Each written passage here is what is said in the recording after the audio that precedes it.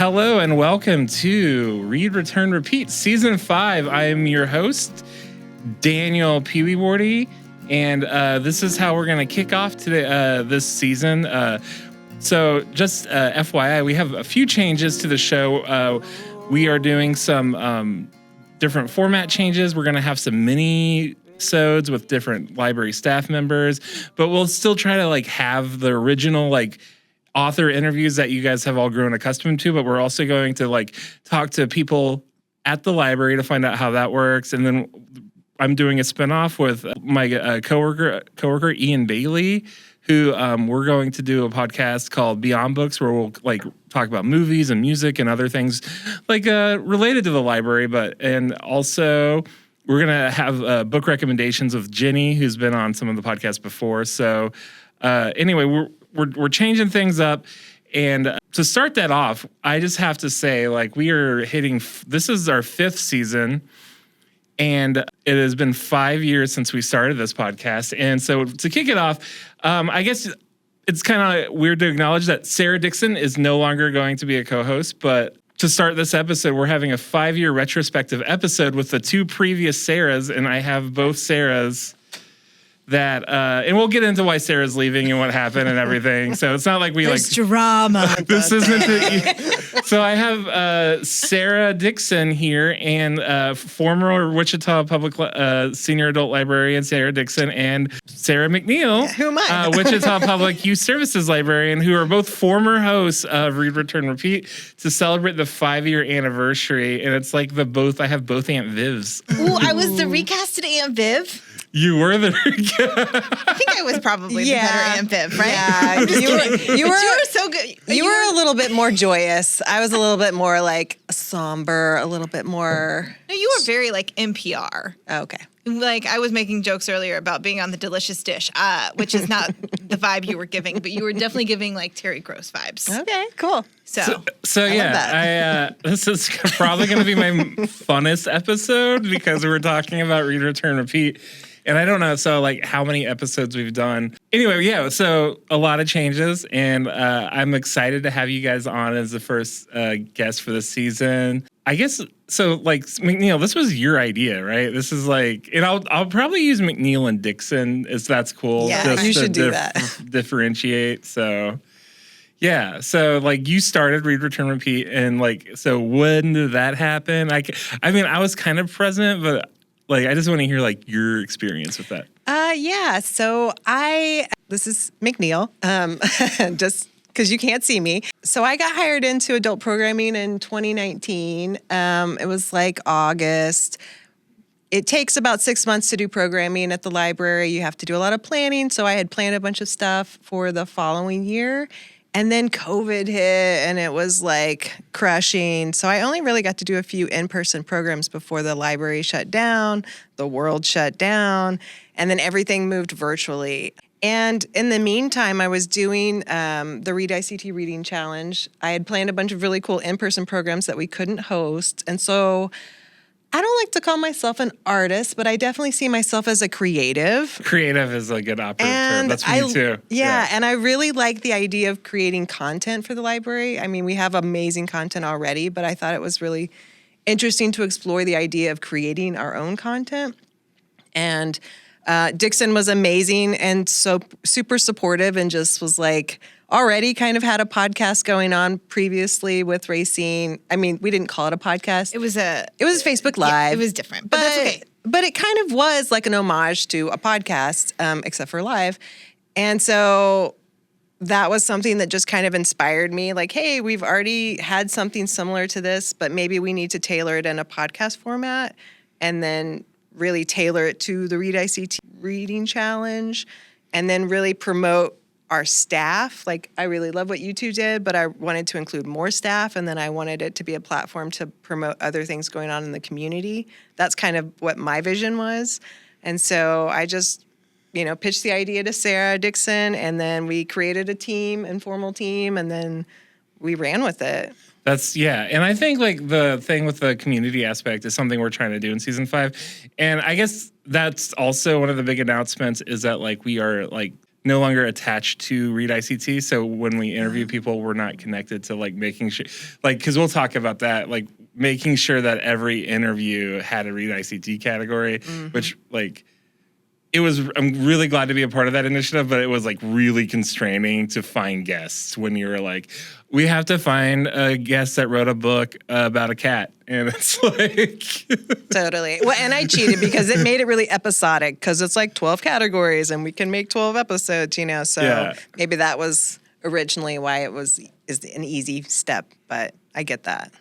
Yeah, and I think that's what Jenny is going to do, is to do more like the Read ICT with like, because we're like doing mini-sodes, so like anyway, I'll stop talking about it right now. But so the first season, you had more like community involvement with the first season. So what were some of your favorite guests for that season? Like, I loved meeting with Todd Volkman with Kansas Wildlife Exhibit. I know Todd, yeah. Because he brought the animal ambassador, and we learned so much about like the services that they provide. I really like meeting with Jamie Fraser Tracy with the Wichita's Sedgwick County Historical Museum. I really love meeting with the ALA Office of Intellectual Freedom. That was out of sight of my scope. Like I was thinking local, and Dixon was like, "Why don't we reach for the stars?" And who did you interview? Was her? Do you remember their name? Deborah Caldwell Stone. Gosh, I'm so sorry. I didn't know. I was recently went to a workshop with them, and I couldn't remember. I can't remember. I remember once from like Overland Park, and like the head of OIF is from Overland Park. She came to KLA a couple of years ago and was like one of the headliners. And I told staff that we're going, because I didn't go that year. I was like, you got to hear her. If anybody you have to hear, you have to listen to her. And it was great. It was really insightful because you could hear her lawyer voice like talking, but defending library freedoms. So no, they're all like total like bad A dudes over there at OIF. They're all lawyers. Like that's really cool. Yeah. And I love reconnecting with my college professor, Dr. Catherine John. And like I hadn't communicated with them in 20 years. So that was a way for us to reconnect. And now we share like Christmas cards and so it was like, oh, but yeah.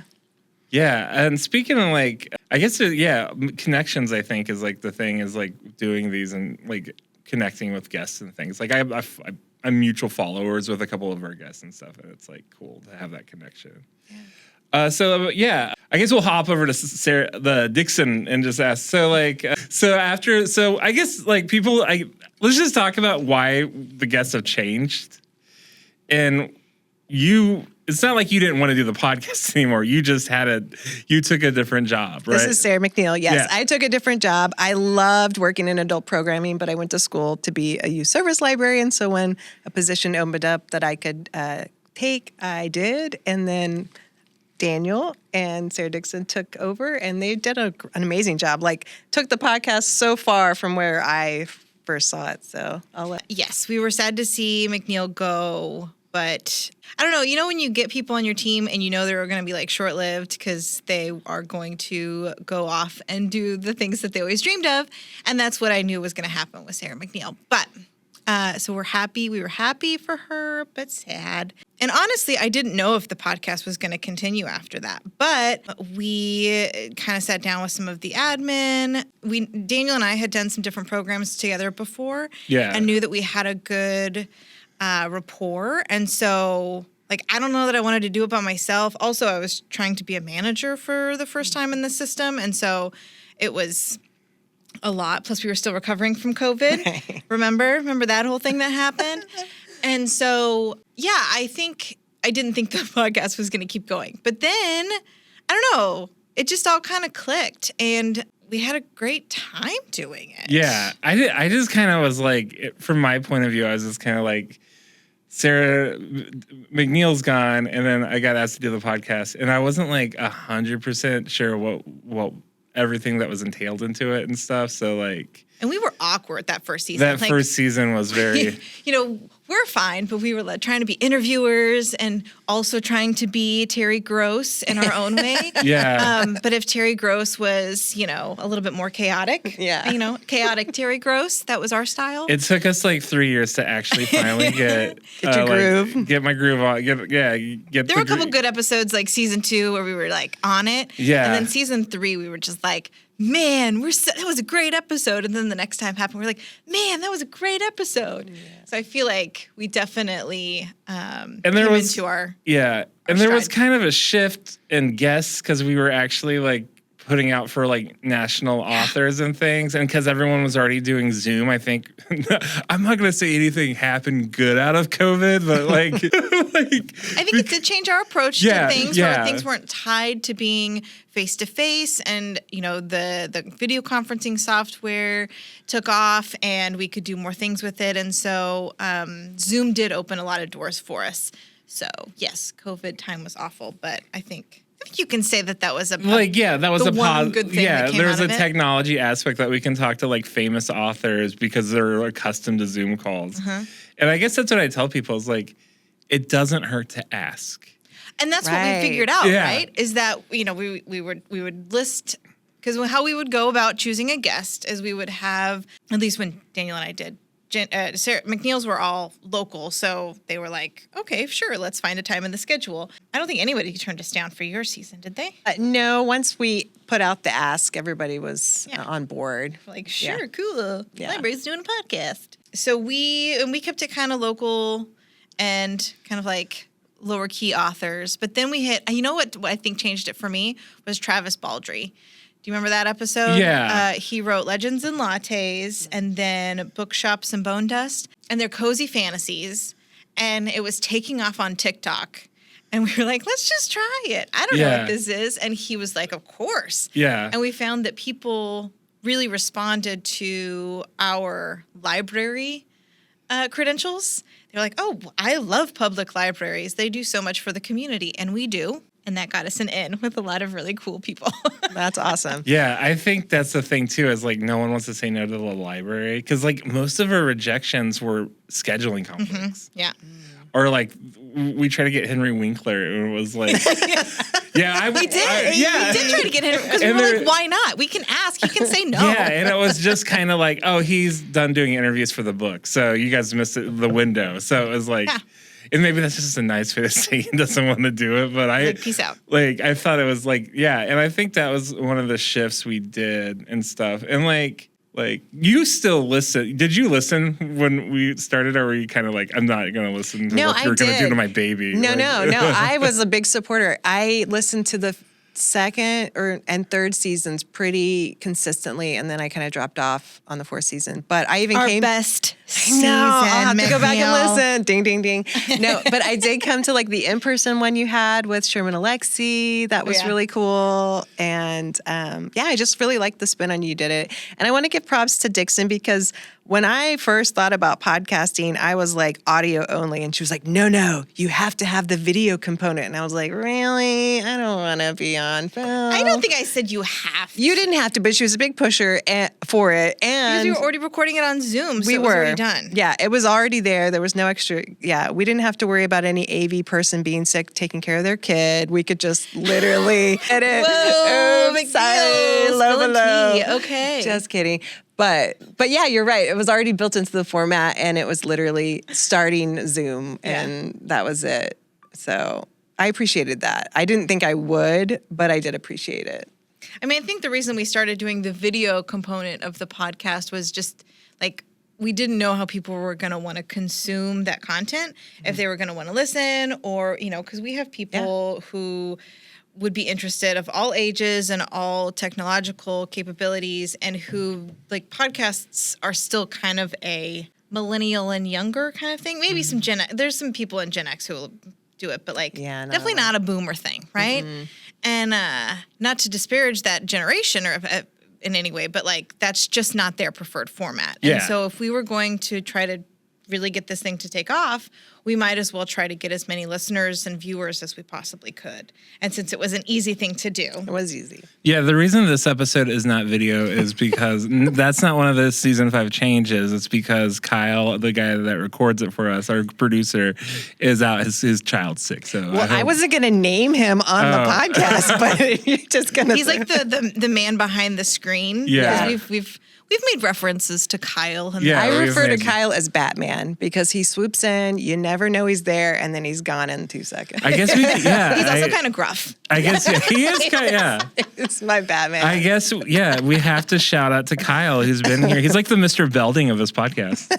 Mr. Belding? The I like principal. the Batman. Batman. Better. Mr. Belding was like always kind of in things. Yeah, he but always came in at the end of the story. Yeah, he did but not read the room well. He was also like Yeah. the most consistent. Yeah, Mr. Belding. I guess is a huge fan of karaoke, but that's not for here. Mr. Belding or the actor who played The Mr. actor Belding? that played Mr. Belding is like I guess they have karaoke tournaments, and he is like That sounds super fun. he's into that karaoke lifestyle. He has karaoke events. He went on tour doing karaoke nights, and of course, like people our age are gonna be like, I'll go to this bar and sing with Mr. Belding. Heck yeah. People who are listening might not know who Mr. Belding is. I think it's a very narrow window that Saved by the Bell I is. mean, really? You think it's narrow? I think it's Some like people know Saved by the Bell. it's That's iconic. it's the Oregon Trail gap. It's that the Oregon Trail generation and the Saved by the Bell generation are the same generation, and it's like this the tail end of Gen X and then like the tail end of Gen. What are we? We're millennials. Millennials. Yeah, we're early millennials. Early millennials. Elder. And Elders. Elder, yeah. Geriatric millennials. Although, Daniel, you might be full millennial. I don't know. Oh, I don't think so. I'm an elder millennial. 89 to 90. You're the Oregon Trail. Yeah, I'm on the last end. I'm the younger Oregon Trail generation, which they call Dysentery. Zennials.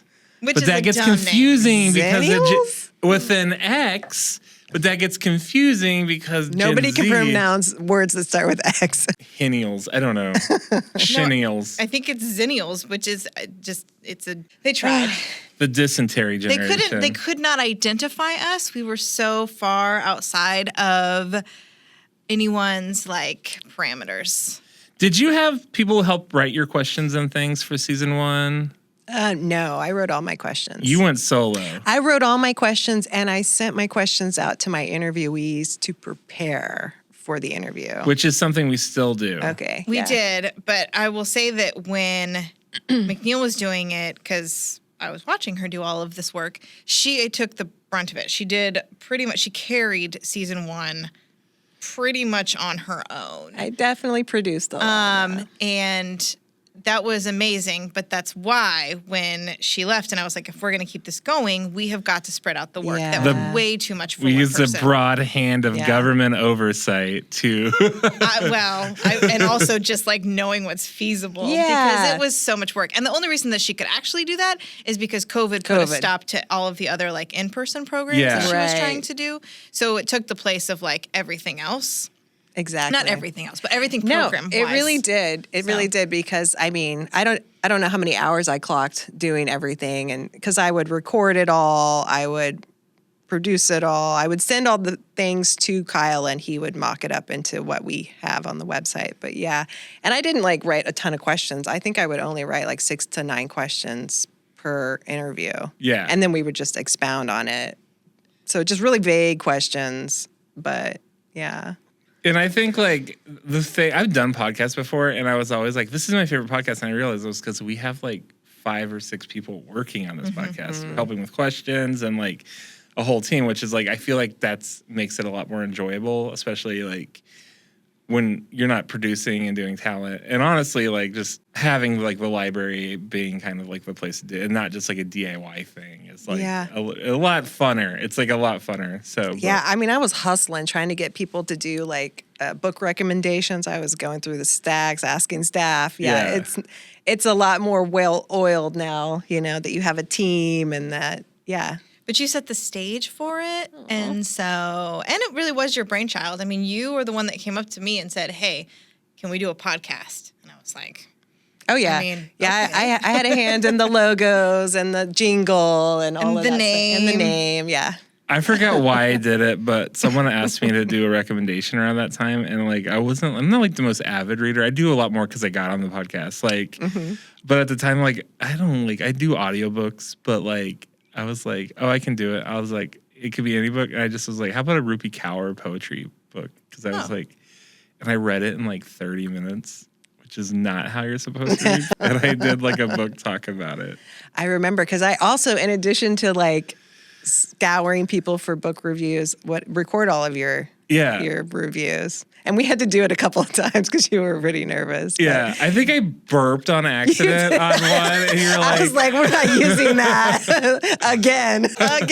Yeah. So, no, it came out great. It really did. Yeah. And all of the recommendations were really good. I was really proud of staff for like stepping out of their comfort zones, being vulnerable, and sharing what they've read. But it was because of Sarah's hard work that we were able to keep like building on it and make it better every single year. It's your hard work too, Daniel. I mean, honestly, like I'm so proud of what we accomplished in this is the 5th year. So in the 4 years that I was part of the project. And so, it's just one of the favorite things that I've ever done in my professional career.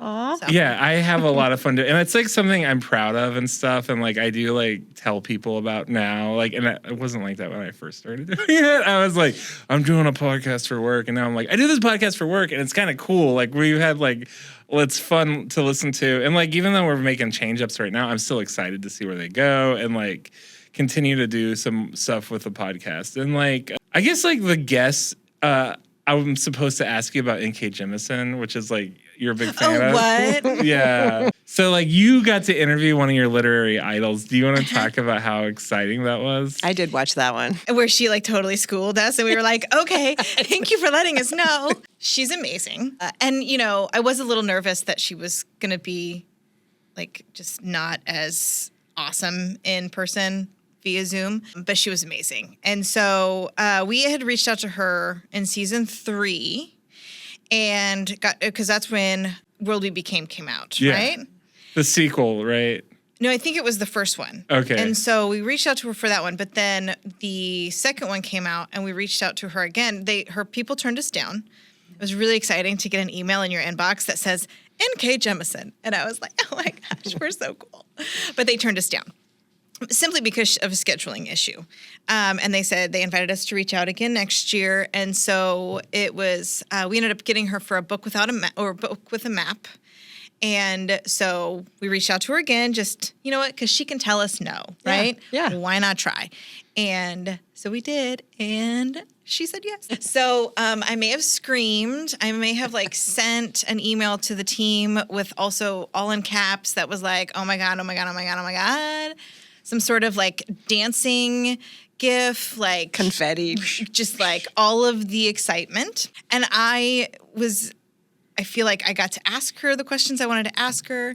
And she was so smart and interesting and just like, and easy to talk to too. Like, even though we were like, oh, we're just naive people from Kansas. Tell us about gentrification. And so,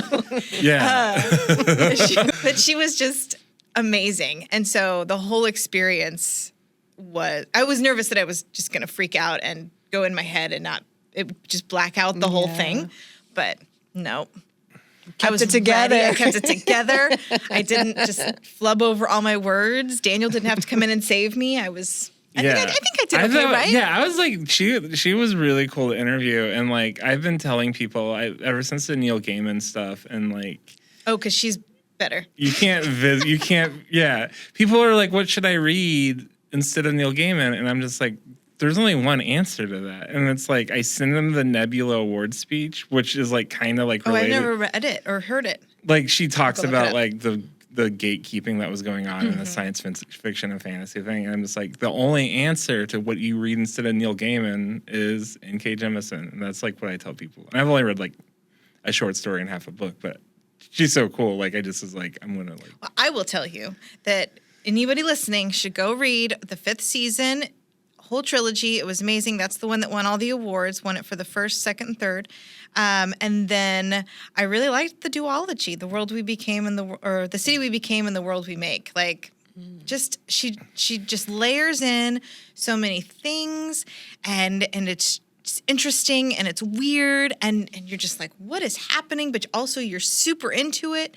I don't know. I just love her. Some nerd was sorry, I didn't know you call him a nerd. Wow. I was at a bookstore and some guy was telling me that The City We Became is a really good book. And it's a trilogy, and it was originally supposed to be a trilogy, but then you were like, sir, it's a duology. I was like, it's actually a duology. I know this because who's the nerd now? I was like, because N.K. Jemisin told me it was a duology. You're like, check out Read, Return, Repeat. Yeah. I got a Zoom call with her on it. And I just felt like, and it was just like, I was just explaining, like, it's like someone asks you something, you tell them information, and like, you tell them how you know that information, and I was like, I sound like such a jerk right now, like because I'm like name dropping an author, and then like 5 minutes before, like one of my Instagram mutuals had a book at the bookstore, and I pointed to that, and like I was like, I know that, yeah, I'm friends with that person. And I'm like, okay. And I was like, I asked my girlfriend, I was like, do I sound? She's like, no, it's fine. It's like, okay, because it's like, she's like, you work at a library, you're gonna know authors. You're gonna know authors, even big names like N.K. Jemisin. So she was so cool, and that was a dream for me. So I guess, Sarah, we should talk about your departure and what happened. Where are you going? I guess we should do, like, how do we write off your character? What do we tell people? She ran off into the sunset. No, I am no longer an employee of the Wichita Public Library. I left it in very good hands, and I miss the team and all of the fun, wonderful things that we accomplished. But I am now a medical academic librarian for a school downtown Wichita. And yeah, so that's just kind of it. I left. And so it's just not really appropriate for me to still be part of the project, even though I love it and I would absolutely stay on. I got to let you guys grow and do your own thing, you know? Yeah. And so we are, it's the ball is in our court. And thank you so much for like being, like, I'm glad to be involved in this now. Like, I feel like I just like was like, I'm glad to be like part of Read, Return, Repeat. Both of you guys paved the way, and I'm hoping I can make you guys proud and keep doing. We're gonna keep doing things, and I think this season's gonna be a weird season. I think I'll be 100% honest with the listeners. We're gonna try some things out. Some of that stuff's gonna work. Some of that stuff's not gonna work. We're not bringing back the short story readings, which I know that was like the thing from season 2. We're we learn things every single year, right? And I think it's okay. When they replaced Aunt Viv, it was weird. Yeah. Right? Yeah. And now Aunt Viv's being written off the show. So it's yeah, and at some point it's like, when do we another millennial reference though, right? Do we need to just explain that that's from the Fresh Prince of Bel-Air? I don't think Zoomers listen to this. I think this is millennials. It's like people that listen. So people are gonna know what we mean by Aunt Viv. Okay. And so I guess like to give a shout out to the team that's worked, Kyle, Ian, Jenny, Kelly, who helped with season 2. And Greg and the transcriptions. Yeah, Greg and the transcriptions. And everyone that's done recommendations. And everybody that listens. I know there's like coworkers that listen to every episode. And I know there's like patrons that listen and like let us know and like have gotten excited when we've interviewed their favorite guests, and that's always awesome to hear, because I like someone randomly coming up to me like, oh my God, you interviewed Travis Baldry, or like, like Cargill or what. I was like, yeah. And I was like, you listen to the podcast? And I'm like, did I sound stupid? Oh, okay, no, okay, great. Like, I have not, I've only ever gotten like emails from like, because like I volunteer at the like a museum, and my parents live in Riverside, and I'm in the Riverside Boosters and stuff. So like I show up to the chili feed at the Riverside Booster. There's always at least 1 or 2 people that listen to the podcast, and that's adorable. Yeah, and I think we shouldn't assume that just boomers don't listen to podcasts, because a lot of them do. So yeah, we're not disparaging anyone. Yeah. When we say that, we just are trying to figure out what our target market is. Shout out to Sherry and all the Riverside Boosters that listen. Hey, Riverside. Yeah, I bet the wildlife episode with it was probably what got them into the podcast, because they're all about like. No, but I think because you also brought in the museum. And you had a lot of really like... Yeah, I had Sarah Bagby on there. Oh, that's right. For Watermark. We had Grant Snyder was the local author. Yeah, there was a lot of celebration of Wichita. Yeah, And a lot of the local reading folks. culture. So I'll just finish it out with a couple of questions for both of you, and you guys can shotgun it or answer how you want. So, Lightning round. are there any authors you would like to see on the show? Okay, so I was just reading a book and I was like, man, I wish we could talk to her. I don't know how to pronounce her name, but the book was Anita de Monte Laughs Last. It came out, I think, last year, and it's about these artists, and they're like 10 years apart, and one of them gets murdered, but we're hearing from her from beyond the grave, and there's so much weird like symbolism, but it's also really interesting. And anyway, I was just like, man, I wish I could talk to her about this book. So that's it. We'd have to look up her name. I think last name is Gonzalez. Where's my phone? I'll look it up. But the book is Anita de Monte Laughs Last. I'll have to check into that. And yeah, it was an interesting book. So I'm a youth service librarian right now, so I'm deep into children's literature. Picture books are my favorite genre. And I just happened to be listening to the radio the other day, and Mac Barnett, he is the new Young People for National Laureate for Young People's Literature, and he does a lot of picture books, but he also does like chapter books.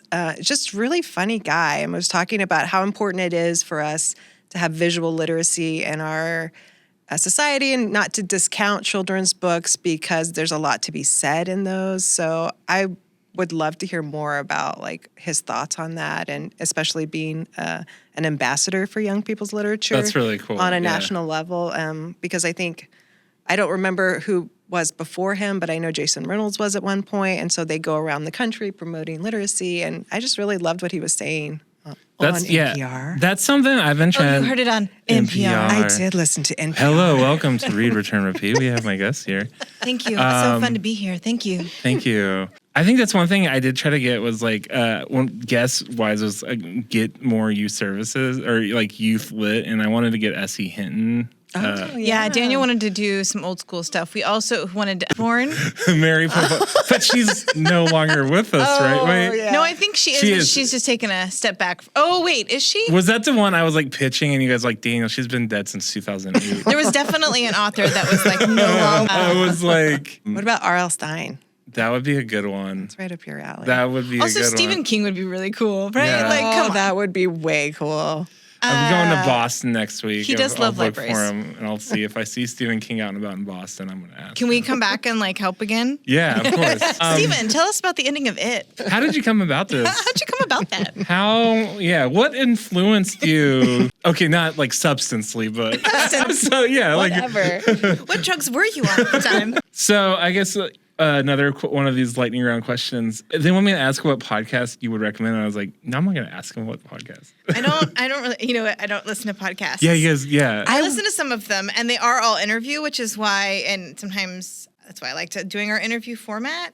I listen to talk radio a lot. I am also an NPR girly, and so I can make those gross references because I think let's get real. You got a pulse. You got a finger on the pulse. I'm just saying. I think the thing is like millennials are very NPR heavy. Like we discovered it. Like I think it's been around for a minute, and then it's like like at least since the 70s. And I think we just kind of like we're the public radio generation.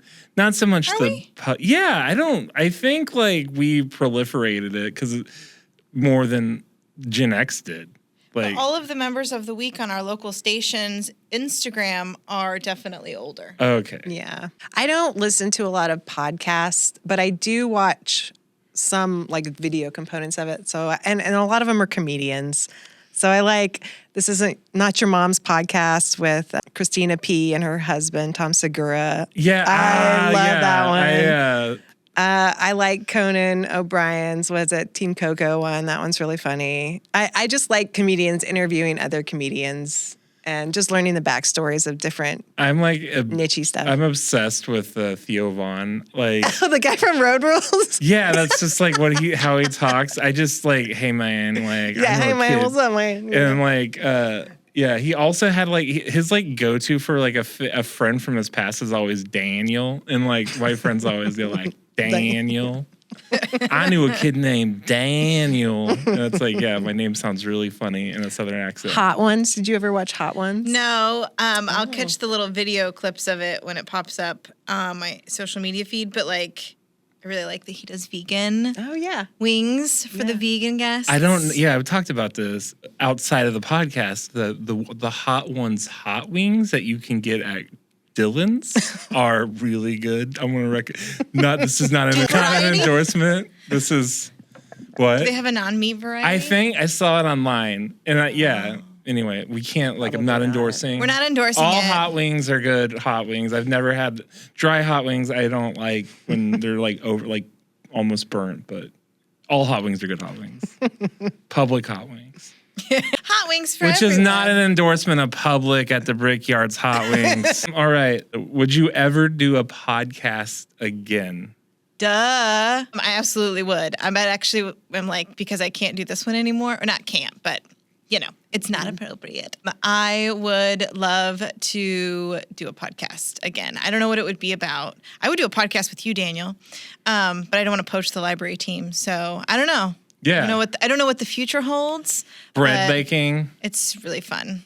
I mean, we could talk about bread baking. I could go for a whole episode. Bring me in another person that does sourdough, and it's a culture. sourdough we'll bake-off. talk about all of the different things and your process and how it takes 5,000 hours. And then when it fails, it's a very sad thing. But then you're just ready to go again. We should just do a weekly news podcast. So, because we play trivia. And we don't always do the best on the current events section. So we just it's really hard to read the news right now. Unless you're listening to NPR. Okay. Another NPR girly. McNeil, how about you? Would you do another podcast? Probably not. No. Maybe I was a little too vulnerable the first season. Maybe I shared too much about my personal life. I don't think anybody really cares. You know what, though? I don't watch our episodes again because I lived through them. But I watched every single one of your episodes, and I thought that being vulnerable gave yours an air of authenticity that I really appreciated. I was like, I don't know if I would have said that. But then I was like, I'm kind of glad that she did. I think it landed. I think I did it to make it, like you said, authentic, to have something that someone would want to listen to. But then going back and listening to it, I was like, I don't want to talk about my trauma or, my family per se. So I'm good where it's at, but I don't think I would do another one. Yeah. I think that's fair. But I liked that you were that way. So It's if you're also questioning it, Okay. I'll tell you. It's also kind of awkward doing this podcast because it's this is part of the Wichita Public Library, so you always have to be mindful that you are representative of a public institution. Yeah. And I will, they can lock me up in the Bastille, but I will still say it's okay to call Frankenstein's monster Frankenstein. This season's going to be like Frankenstein. That's my hottest take. Yeah, it is going to be Your hottest take. It is my hottest take, and I will die on that hill that you can call him Frankenstein, and I'm never going to stop calling him Frankenstein. I feel like you don't call it Ford's automobile, you call it a Ford. that's fair. I feel like people, it's just a form of gatekeeping, right? It's like, well, I'm so much smarter than you, so I know that it's not, in fact, Frankenstein. It's Frankenstein's Well, monster. just like our names, I'm McNeil, she's Dixon, because we're both Sarahs, right? So we need an extra layer of labeling. I mean, he's Frankenstein's son. I mean, I think that's how it works. And so he's you could call him Junior. Junior. Let's see. We'll do one more, and then because this season's supposed to be shorter episodes. We're fun. Kyle's going to have a lot of fun cutting this down. Yeah. What tips do you have for someone who wants to start a podcast on their own? On their own? Yeah, Ooh. don't. No, get a team. Yeah, get a team. Get a team. I don't think it would have been as successful without creating a team. Because, you can only bring so much to the table, and you need other people to help.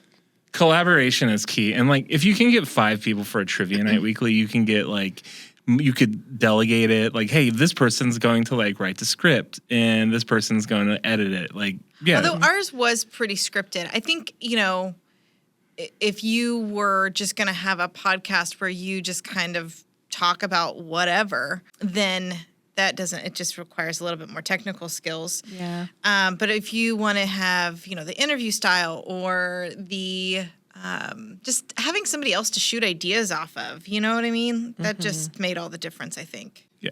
And I So guess nothing too groundbreaking there. No.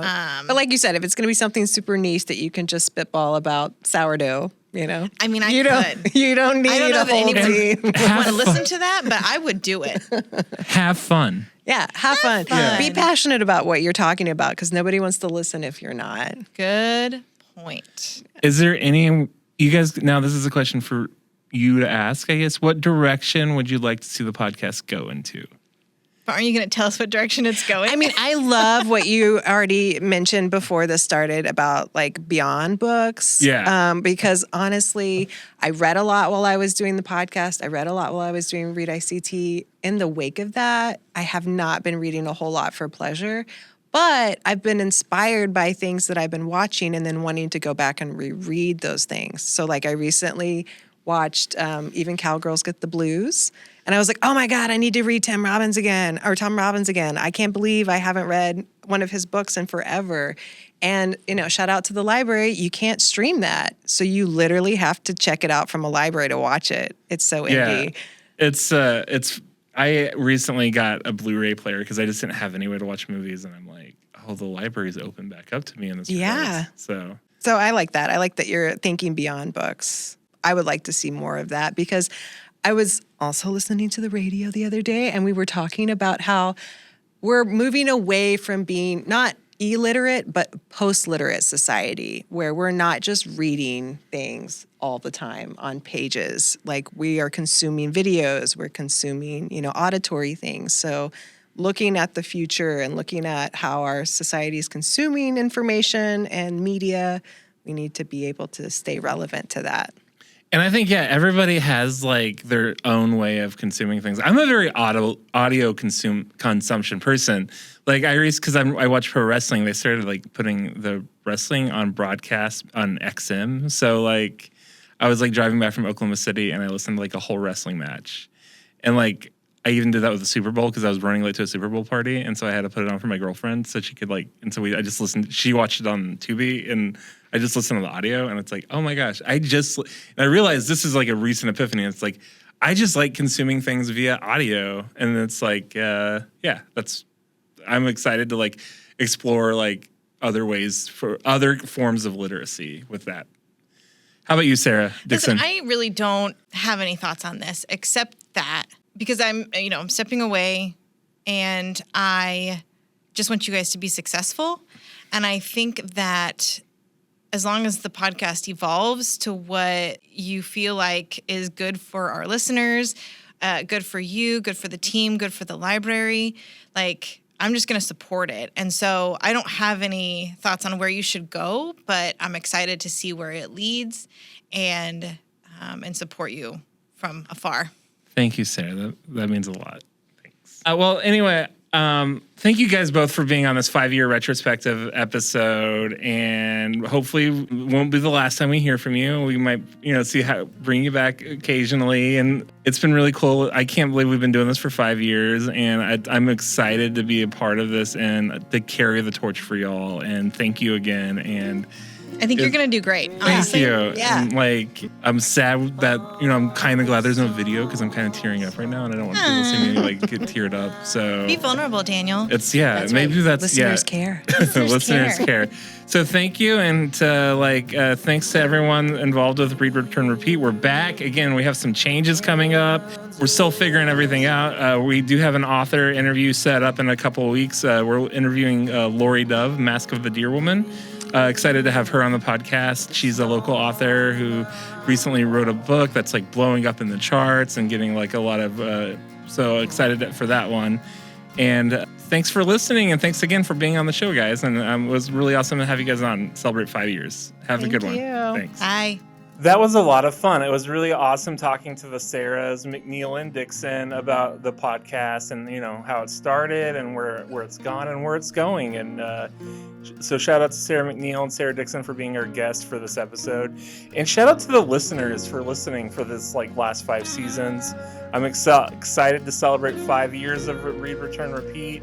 And I'm excited for this season. We got a lot of stuff lined up. I'm really excited. We're going to do some different things with the mini episodes and the different kind of spin-offs we'll be doing, like the one I'm doing with Ian called Beyond the Books, where we explore movies and music and other cultural things.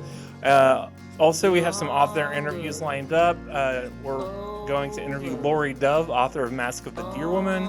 I'm excited for that interview. It's really cool because Lori was my first boss as far as like when I was in college and I was a journalist. She hired me to be a movie reviewer for the alternative weekly she was running at the time. So I'm really excited to catch up with her. Huge shout out. This has been a production of the Wichita Public Library. Thank you for listening, and shout out to our production team, Ian, Jenny, Brenda, Kelly even helped us out for a season, and we couldn't have done this all without Kyle. He's the tech guy. He's the guy that's doing the editing. He's the guy that makes us look and sound good before it hits the airwaves. So shout out to Kyle. Also Greg and Jeff and everybody that's involved on the library. This is a community effort. This is like my third podcast. And I can say that it's the most fun I've had doing a podcast because there's so many people involved and there's so many people to shoot ideas by, and you don't have to do everything on your own from town. It's so nice to have a team to do this, and it makes doing a podcast fun. So thanks to the team. Appreciate you guys. This is a lot of fun. And thanks to the listeners. It's been 5 years. It's really awesome that you guys check us out, and make sure you check us out. You can listen to the podcast through the Spotify app or stream episodes on whatever platform you listen to podcasts on. If you like what you heard today, be sure to subscribe and share with all your friends. Well, I'm going to get out of here. Thanks for listening, and I'll see you on the next episode of Read, Return, Repeat. Bye.